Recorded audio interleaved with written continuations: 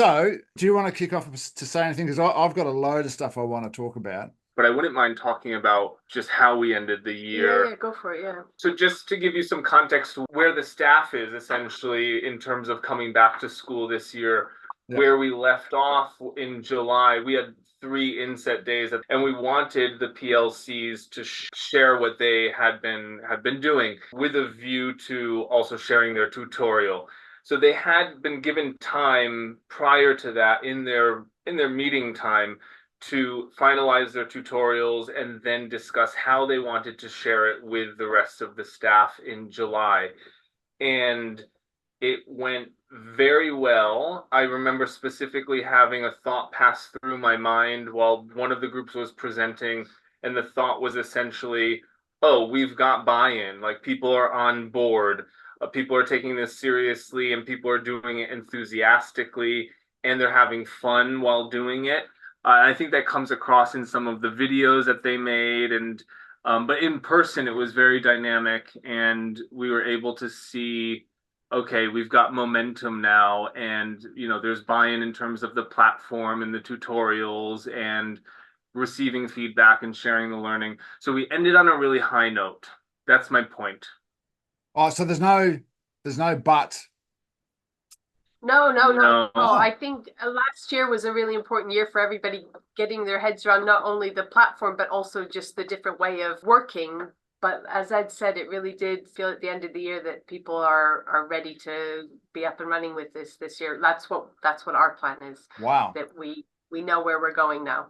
Because you There's sent work me to that do, but we know feedback where we're and going. and I thought it didn't sound glowing, and that didn't really, like, if that was the case, if there was reservations, it wouldn't have surprised me, and I wouldn't have paid too much attention, because I know that we've been, what are we, 6, 7 months or something down the track, but really it's at the infant stages of this.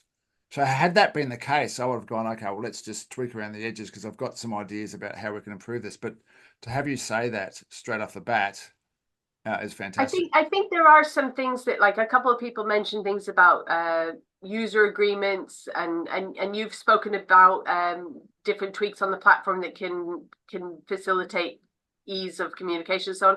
And I think those things are things we need to think about. But I Yeah, think, as I said, the buy-in is there. People are, that's important. on the whole, are enthusiastic But about the whole process. so they're not seeing Sutra as, or that, the agency space as an extra, that they're seeing it as integrated with what they're doing.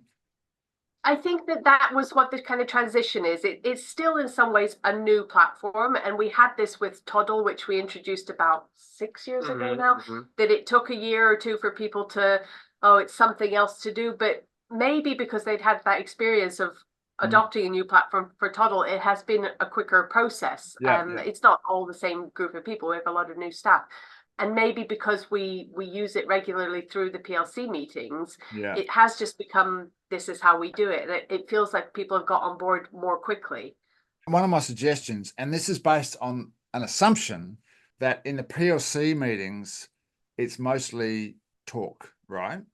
And if that's the case, what I was going to suggest is that it would be a really good idea if in the PLC meetings, not a big part, but a significant part of it, like, okay, next 5 minutes, let's go through the implementation reflections and see if we can find something that's worth sharing. Like, what's going on in there, and so everyone's doing different, having, hey, check this out. This is Joel. So that's really interesting. Blah blah blah.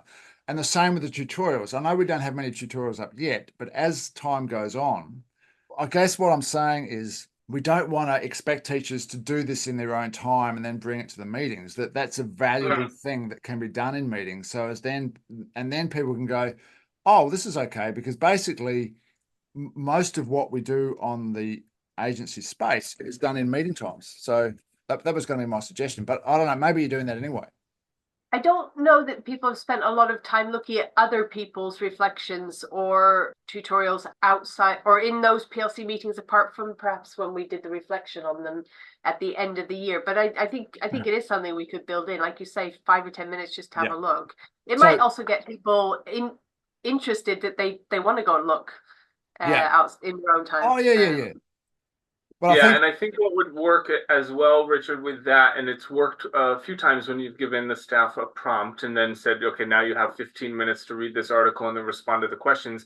Everyone's doing it at the same time. And once they've responded to the prompt, they're encouraged to go read other people's and respond or like to them.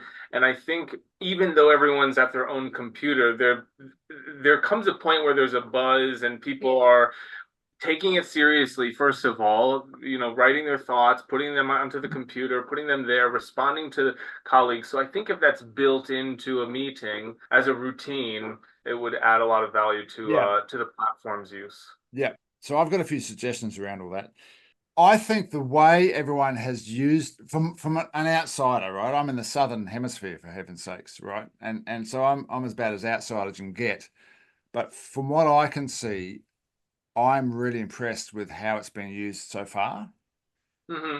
But I think there's scope for it going to a whole nother level. So without anyone having to work any harder. So what's your, like, what are we, 6, 7, 8 months in? What's your take as leaders, given that I've come in and said, hey, let's do this, and you've agreed? I think I think you alluded to it anyway earlier, that it really has turned around our professional development. We've been trying for a while for people to kind of take ownership of their own learning, but what does that mean in a different sense? Oh, I go off and I read this article, I go off, but it's all then just within your own bubble.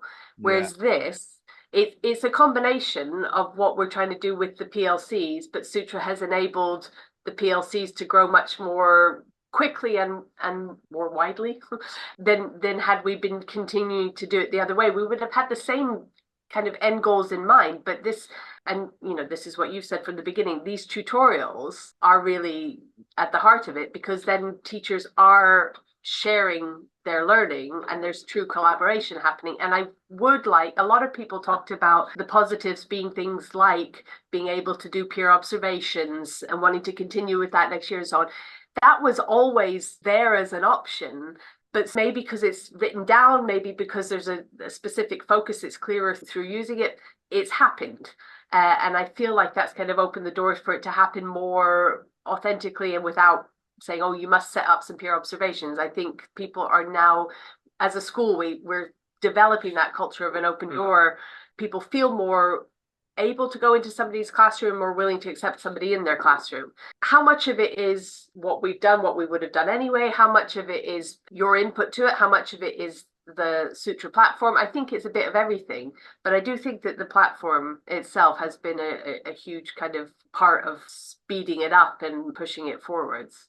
For sure. I think what happens is, and I suspect a lot of the teachers don't realize this is happening, but when you put a high quality self-paced online underpinning to your already excellent PLC in-person group-based process, it raises the accountability of teachers. Yeah. Right? Without you hitting them over the head with a sledgehammer.